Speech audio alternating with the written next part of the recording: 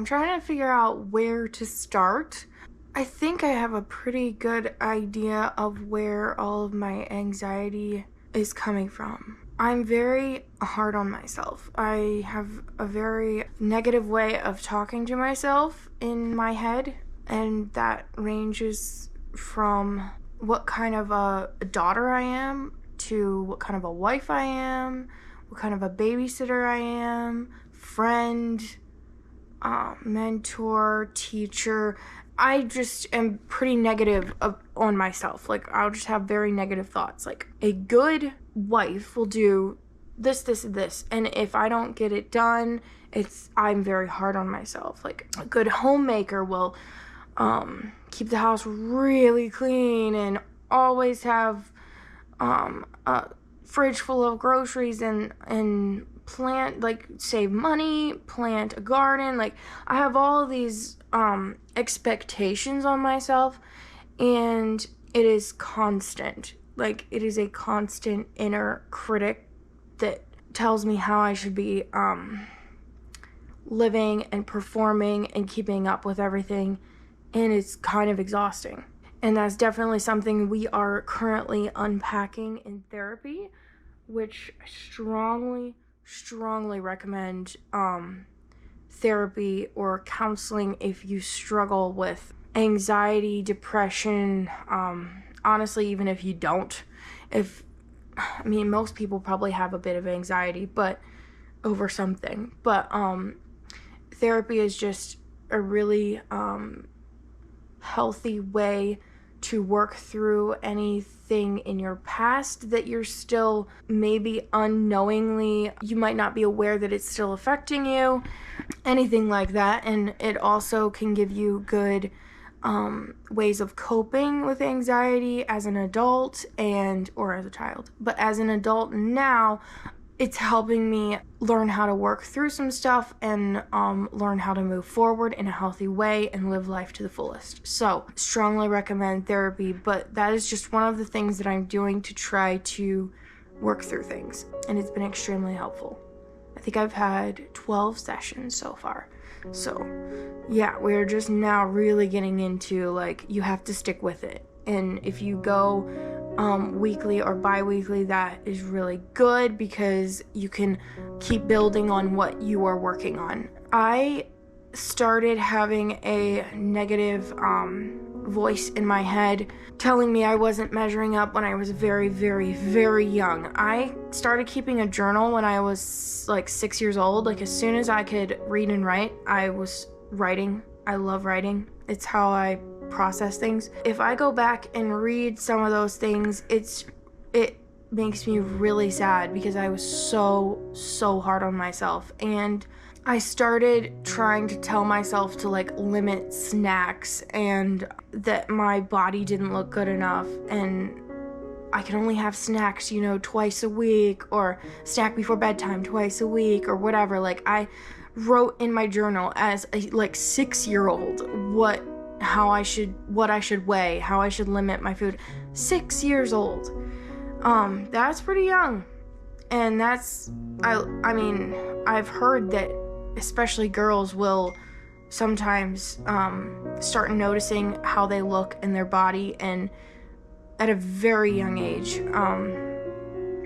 Anyway, so when I was a teenager, I had an eating disorder. I was brainwashing myself into thinking that food was my enemy, and so in my journal I would tell myself, I would write things like, "You stupid woman, you're so fat, you've gotta go run, you have to run, you're getting too fat, you're whatever."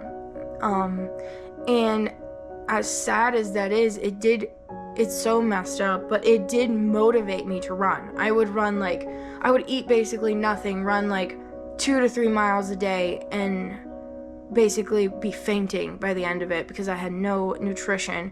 And since then, I have completely switched how I view food and nutrition, and my doctor helped me kind of rewire that aspect in my brain that food is not an enemy, and if you eat in a healthy way. Like, okay, there's people who can be really skinny or thin, and that does not mean that they're super healthy. Like, that is not, I value my health and my trying to keep my immune system healthy and hormone health and all of that good stuff and brain health over having a really thin, like, what the world views as like hot. Really, really good audiobook or book to read is I'm Glad My Mother Died. It's about an actress from iCarly. Her mom was abusive towards her and pushed her into acting, and she ended up with her mom like kind of helped her with her eating disorder. Praise the Lord. That was not my story at all. But definitely a very tough and good read. I think more people need to understand kind of how the world is pushing this perfect body image on all these young, impressionable minds. Anyway, but a lot of the reason that I was like starving myself is because I wanted to look good so that I would be acceptable to the people around me. Like, I equated acceptance with looking perfect. And even though that is now, like, the body image is not what I'm struggling with, I'm sort of struggling with those same things and like thinking that I have to be the perfect wife, daughter, daughter-in-law, friend, sister, babysitter, mentor. All of those things I need to be perfect in order to be accepted by the people around me. So it's kind of like the same reasons why I had an eating disorder is the reasons why I'm struggling today as how old am I, 25 or 26? It boils down to the same inner voice in my head saying that if I'm not perfect, if I'm not doing all these things, I am not acceptable to God, I'm not acceptable to my parents, my family, my friends, my husband, and that is just not true. That is not. And therapy is helping me change my thought process because it has become so natural. I'm so sorry, my battery just died. What I was saying was therapy is helping me work through rewiring my brain. Very cool that your brain is, in a way, plastic. It is insanely cool how the neurons connect and how even if you experience trauma as a child, there is a way to your brain can rewire itself if you get the proper treatment and help. It can it's incredible how God created us, but obviously it's way more difficult as an adult than it would be as a child because as a child the brain is constantly changing and experiences are changing it and wiring it a certain way.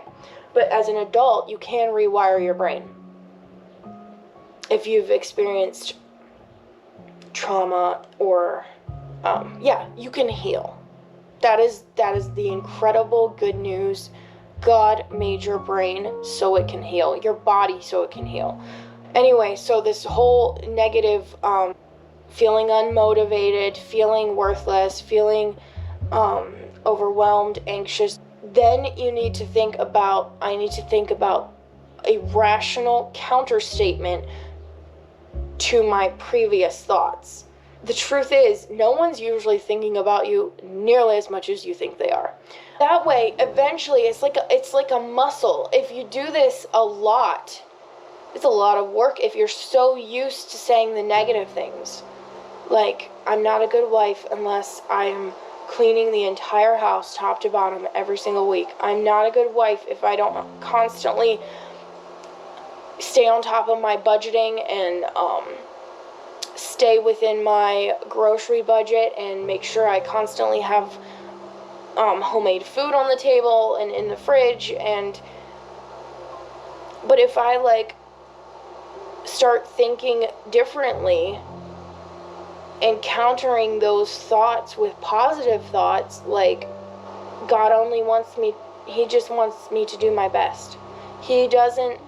God didn't put me on earth to live in a constant state of anxiety about what other people think, and he put me on earth to bring glory to him and to enjoy life and enjoy his creation and nature. Therapy is helping me realize some of this stuff. And if I have thought about the whole anxiety and depression and possible ADHD stuff. Also, the doctor and I are pretty sure that it might not be actual ADHD. It might be anxiety looking like ADHD, the constant anxiety causing me to struggle focusing and some of those things and forgetfulness. Anxiety can cause some of that stuff.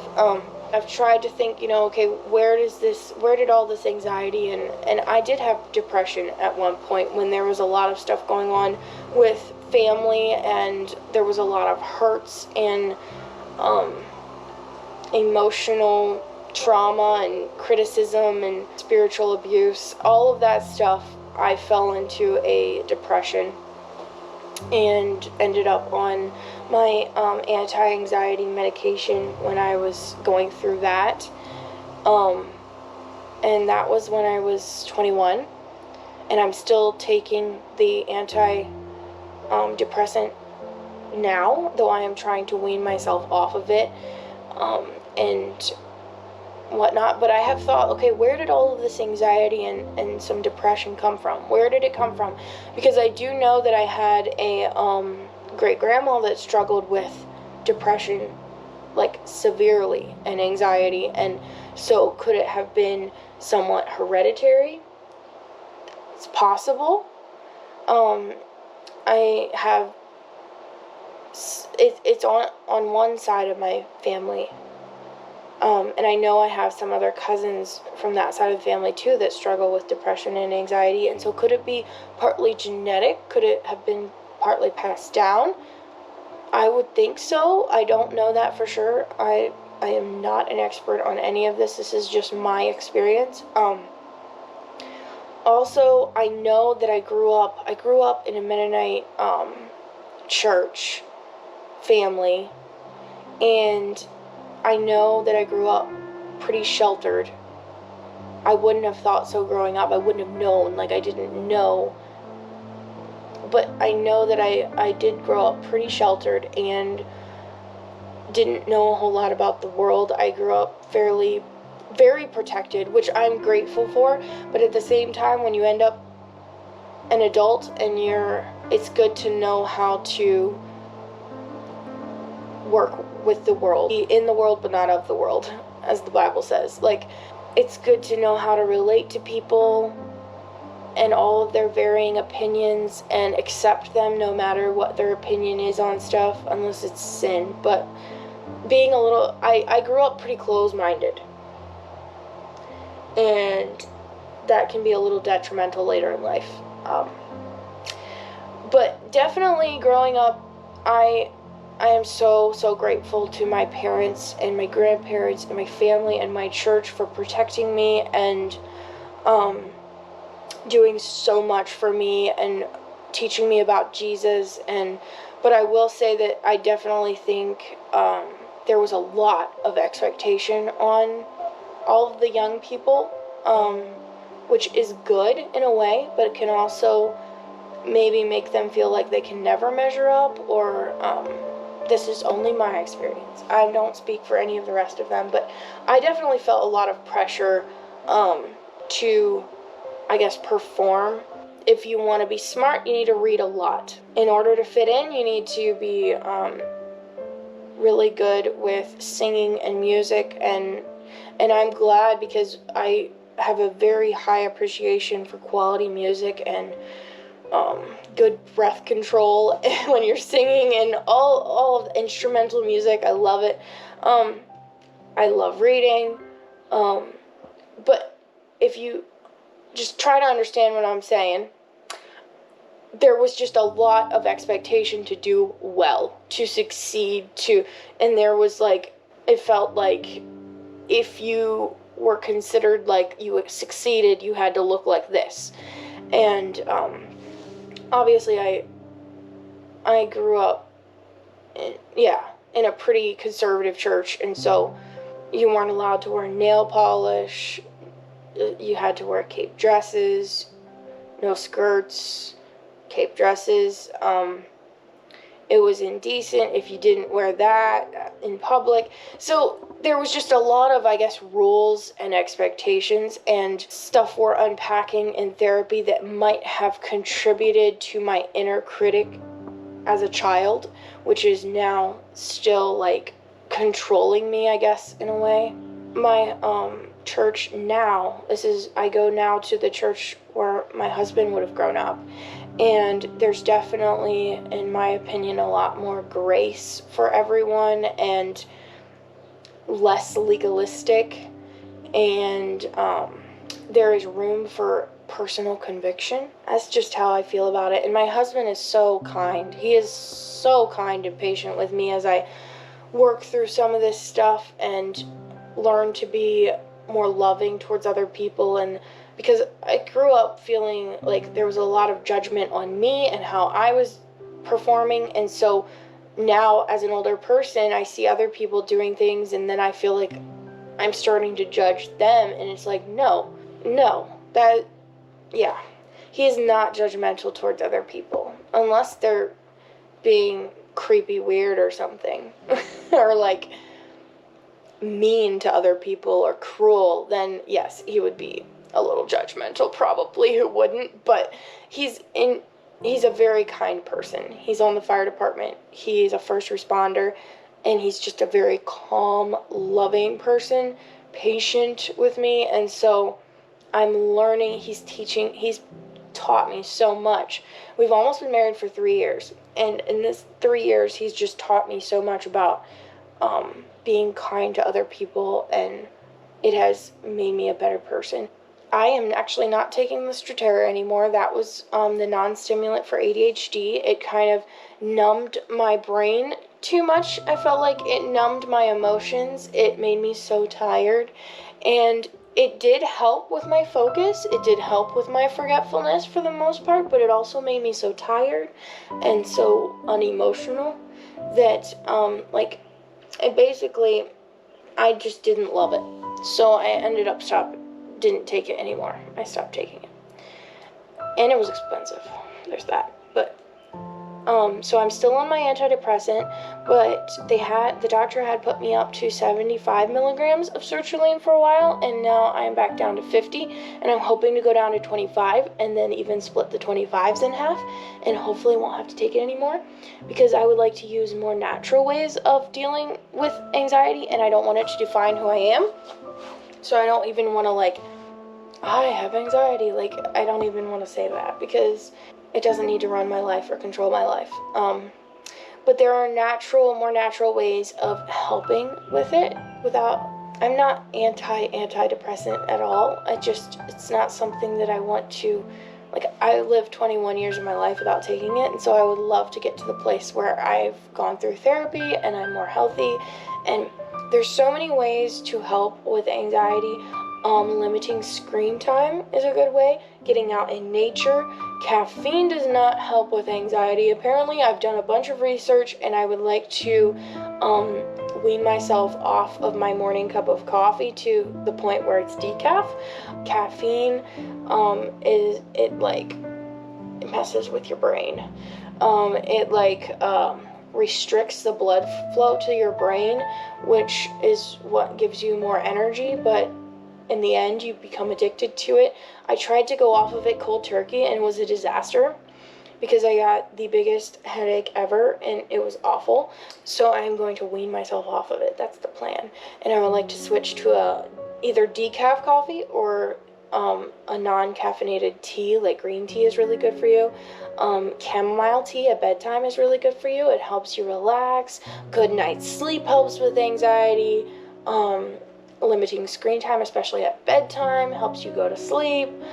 There's some supplements you can take Magnesium and zinc are really good to help with anxiety. There's ways to breathe that, like if you feel like you're on the verge of feeling a panic attack or feeling panicky, there's ways to calm down and take deep breaths, and it does help. I've tried it. I had talked previously about some social anxiety, and that has definitely gotten a lot better. And that also had to do with my inner voice telling myself that people weren't gonna want me there, or they're gonna find me awkward, or I'm gonna say something stupid, stuff like that. Just a lot of negative self-talk, and it's just like people aren't thinking about me nearly as much as I'm thinking that they might be thinking about me. And and it's not fun to live your life constantly thinking negatively about yourself. That's not helpful, and God doesn't want you to do that. He loves you so much. And if you live out of the knowledge of that love and how much He cares about you, and how valuable you are to Him, it changes your perspective. It changes your life. My parents and my family and my grandparents, I have a ton of love and appreciation for them and for my growing up years. And I don't know how to find the balance between setting high expectations for your children and wanting them to succeed and wanting to protect them, but also not sheltering them to the point that I don't want to set so many expectations on them. Like, I want my kids to know that I love them no matter how they do. I hope you guys have a great week. Less than a month away, my husband's